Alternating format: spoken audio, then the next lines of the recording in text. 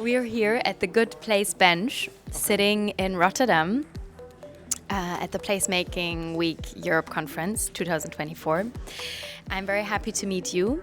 You are Johan. Can you tell us a little bit more about your role? You work for the municipality of Rotterdam. You're a climate adaptation expert. Okay. I heard.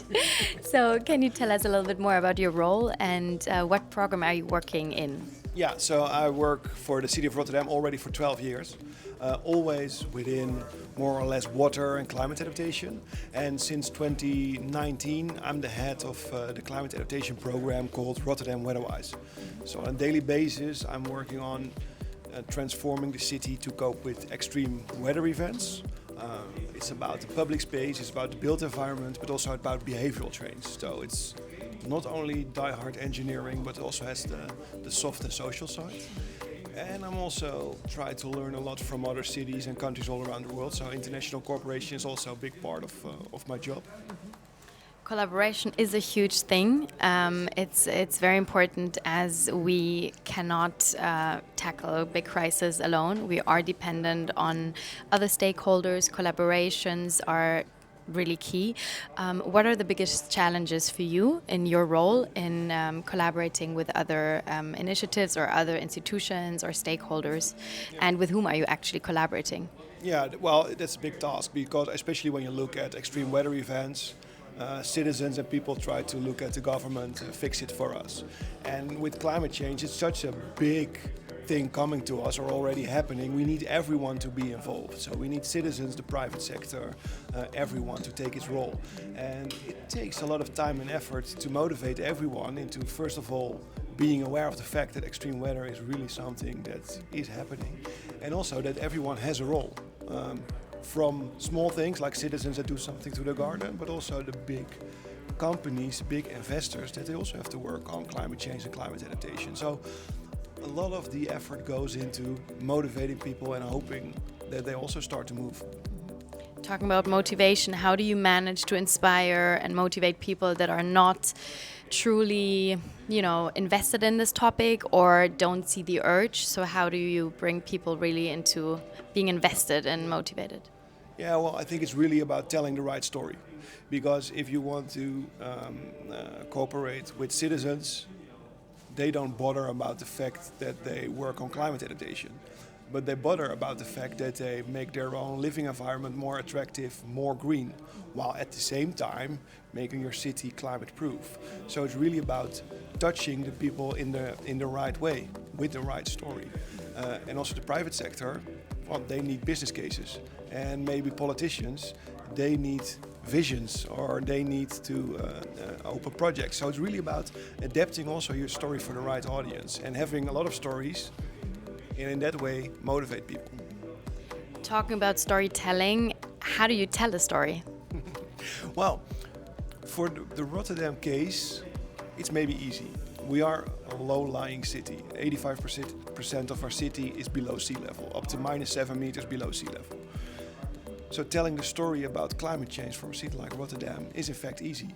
If we don't do anything, we will drown. Water will make its way and, well, we're basically done. Showing that to people, well, that motivates them. So really showing also the future. First of all, what will happen if we don't do anything, but also what can happen if we do act. And the thing is, it's climate change and it tends to shift rapidly to engineering. But it's not about engineering, it's about greenifying the city, making the city more attractive, more biodiverse. And in fact, that's what everyone wants, right? So, yeah.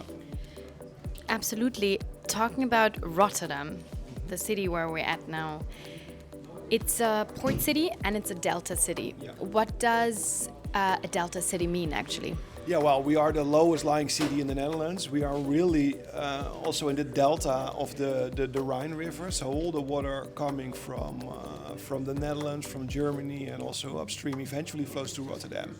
So we are affected by the river, while at the same time we are a coastal city next to the sea. So both sea level rise, heavy rainfall have a huge effect on our city from the river and from the sea. And then we are also low-lying. which means that, okay, we build dikes and storm surge barrier to keep the water out coming from the river at the sea. But rainfall also falls on the other side of the dike. So rainfall is a huge threat being a low-lying delta city. And for the last couple of years also drought and heat is more and more and more becoming a huge problem. So I think every city in the world is affected by climate change, but delta cities, every delta city in the world, really feel the effect even more. So both money-wise and act, those are the key components into flood security. Talking about your program, what does it entail? What kind of measurements does it entail? So what is the program about, actually? Well, the program is really about accelerating and standardizing climate adaptation for the whole city. So not only the local government, but also investors, private sector, citizens. Our goal is to have a climate-proof city in 2030, which means that everyone that does something with an impact on the city does it in a climate-proof way. Like the colleague from the citizen that works on roads, if he does something on maintenance, he does it with climate change in mind, but also the citizen. And what we first of all did is we did a lot of mapping and modeling. So on all those climate teams, know exactly what's going to happen, know what will happen in the near future on extreme rainfall, heat, drought, land subsidence, etc. So we know what's going to happen, and then we have different action tracks because we want to show projects in the city, in the public space, so transforming roads and squares into climate-proof areas in the city, climate-proof public space. Then we have specific attention for real estate development. Everywhere in the world we are building rapidly, hopefully to make sure that everyone has a home. But if you don't do that in the right way, it will only be concrete, hence more problems with climate change. So we have strict rules for real estate developers that they build in a climate-proof way, also making buildings more attractive with green facades and everything. Then we have a focus on existing built environment. A lot is already there. So how can we motivate building owners into transforming the roofs into water storming roofs and making the gardens, take pavement out of the gardens. And the last action track, and that's one of the most important ones, is the citizens. How do we motivate the citizens into taking action? And we have a neighborhood approach. There are 42 neighborhoods in Rotterdam. They're all completely different. Different people living there, different incomes, also different origins of people. So we have a tailor-made approach for every neighborhood. We work together with the mothers in one neighborhood, and we implemented a community garden over there. And in another location, we are rapidly depaving the streets and transform it into small urban parks.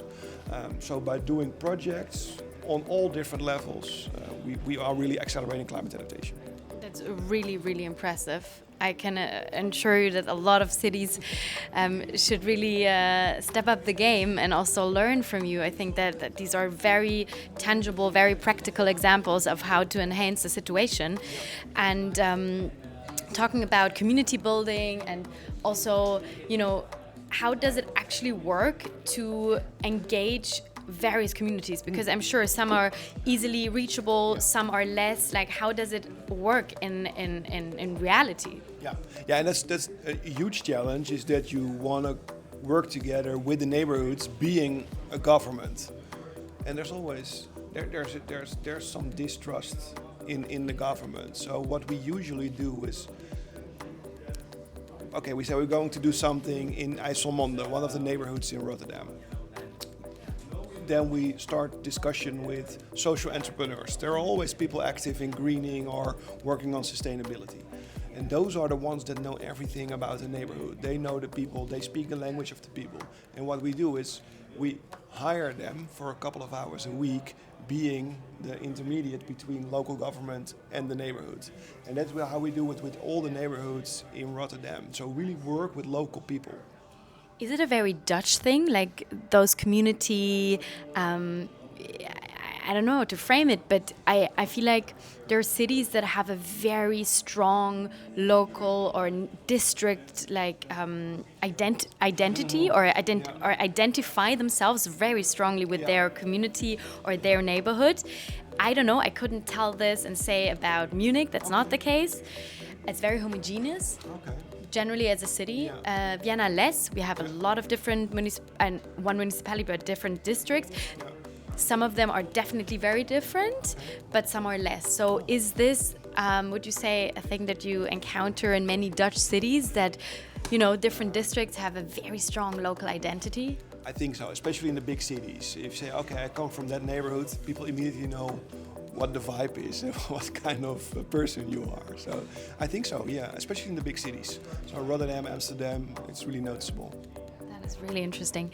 Can you tell us a little bit more about your challenges that you are facing in your day-to-day work? Yeah. So one thing is, of course, on a professional level, like meeting the measurements, meeting the different expectations, and also meeting, I guess, the stress level. I mean, having more and more climate, crisis happening, and, time is running out. So that is for sure a huge problem. But talking more on a maybe human level of how do you motivate your people, and how also are you dealing with your stress? Yeah, well, what I see is that years ago we were really struggling to get climate on the agenda. People didn't believe in it. There was also no political trust in climate adaptation. That changed, totally changed. I think everyone is aware that we have to do something, that extreme weather is happening to us. The real deal is that people want to do something, citizens want to do something, but then they have to cope with the government, and that's a slow process. And that sometimes stands in the way of the motivation of people to act. So really to make sure how we as a city can help our citizens into taking action without the bureaucratic process of a local government. That's one of the challenges. Another one is it's a boring one, but it's about budget. Climate adaptation needs budget, and we rely on a local government with a political term of 4 years, and most of the cities have a challenge with that. I think that's a problem, and how to look years ahead. So really work on a long-term vision. What are we going to do in 50 years, in 100 years with a city that lies below sea level? And we start to think about that with a couple of colleagues of mine, but how do you transform such a long-term vision to what we are doing now? So what will we do differently today? And that's a huge challenge. That's a big question. It's a huge question, for sure.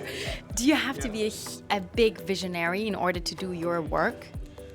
Well, I think you need a lot of people in your team. So visionaries, but also practical people. Because if you only have visionary people, nothing will happen. We will only have good stories and beautiful pictures. So living in the future. Yeah. But also, how to deal with visions and make it practical. I think that's what you need. For sure. How big is your team? I mean, you're collaborating with different institutions and organizations, but the core team, how big is it? Yeah, the core team is around 10 people that work on a daily basis, full-time on the Weatherwise program. But we have so much people linked to the program, working on the program within the city government, but also in the neighborhood. So I don't know the exact number, but it will almost be 100 people, I think, that are working on it, and we need more. We need every citizen in Rotterdam to work on it. So 625 people in the program. So how do we promote more citizens to work with you? It's important, right? Talking about promotion, how do you communicate what you're doing?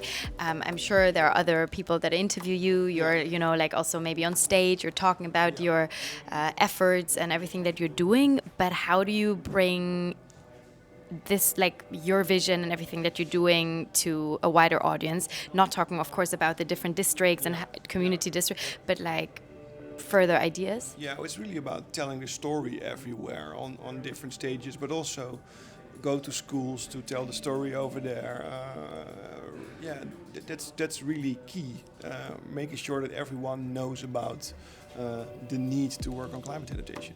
But also within the city government, we have 15,000 people working for the city of Rotterdam. And they all should know what climate adaptation is and what their role is in climate adaptation. So communication plays a vital role in all of this. Yeah, but also in the beginning we were talking about the different stories you need for different people, but also about how to make climate adaptation fun. So a couple of years ago we started with the national championship tile flipping. So how do we take out as much tiles as possible and transform it into green?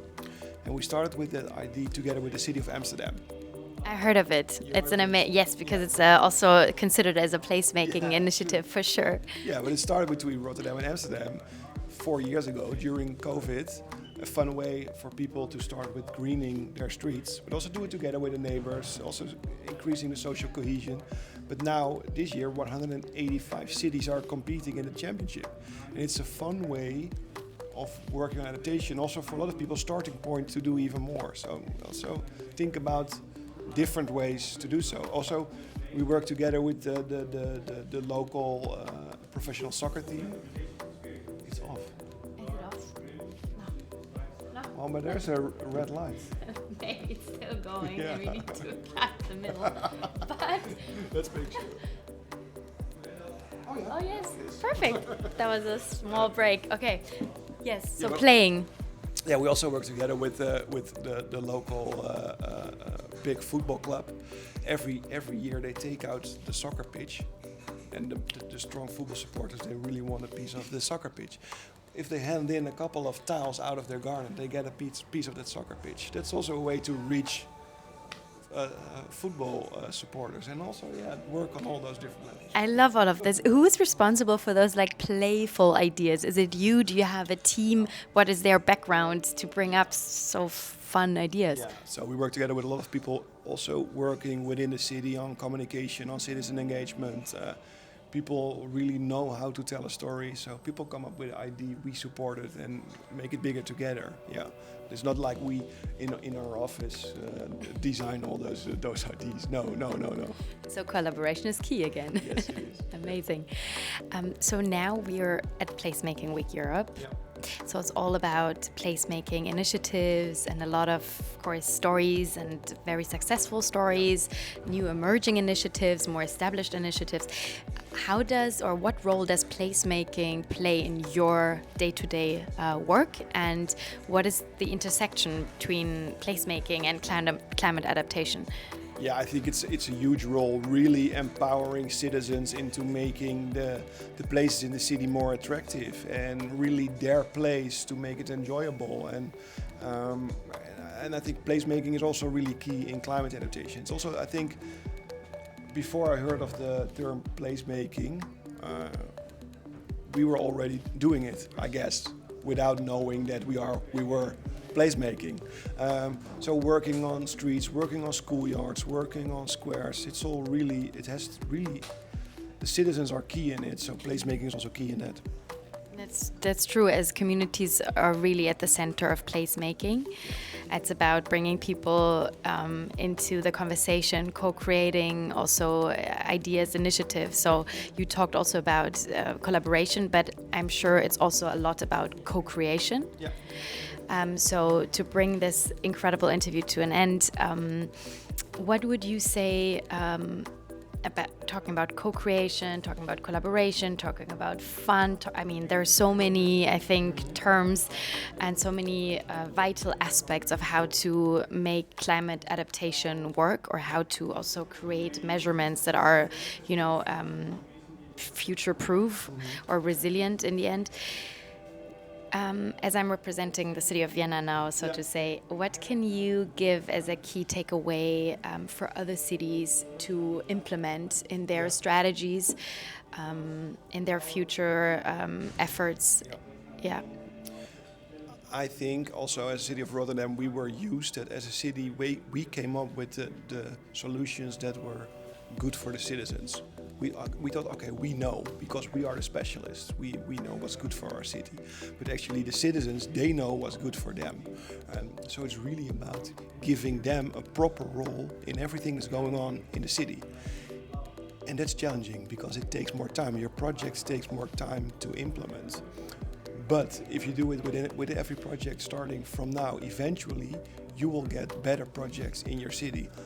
Liked by the citizens, owned by the citizens, maintained by the citizens, and over time you will see that your city will thrive because of the role you give to the citizens. So I think really do that and trust that citizens know best what's good for their city.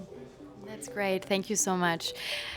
Is there anything that you have in mind that you would like to raise as a question as I'm representing Placemaking Europe as the Community and Communications Lead? Is there anything that is important to you that we can do or that we also, should maybe tackle as a network, as a platform? Yeah. I think about how do we also engage the youth, so the new generations into what we are doing, and then I talk about really also about kids. How do we give them a role in the development of the city? So opening up a bit the conversation towards younger generations. I think Placemaking Week is already quite diverse. We see different age groups and, of course, different people from across the world, from across Europe. But it's a very fair point, of course, to include also younger generations. There are really, I think, at a point where they're really fearing a little bit the future. I think it's at a point where, if you kind of went through COVID, which is also it was very challenging. It was a very difficult time. And now also seeing all these crises happening around the world and with all the natural catastrophes. So do you have one idea how to open the conversation towards younger generation and inviting them to also take place in these conferences? Wow, no. Raising the question is one thing. I don't have the answer yet, but I think it's also what you mentioned. So the younger generations, they are much aware of the fact that we are going in the wrong direction with Earth and with climate and everything. So I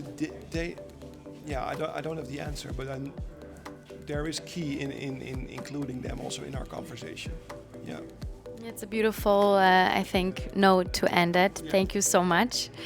And I hope we can learn more from you and from the city of Rotterdam and make also exchanges be more part of our day-to-day work. I think when talking about collaborations, it's also about really engaging and sharing all these really insightful and very interesting things that you're working on. So thank you for your time.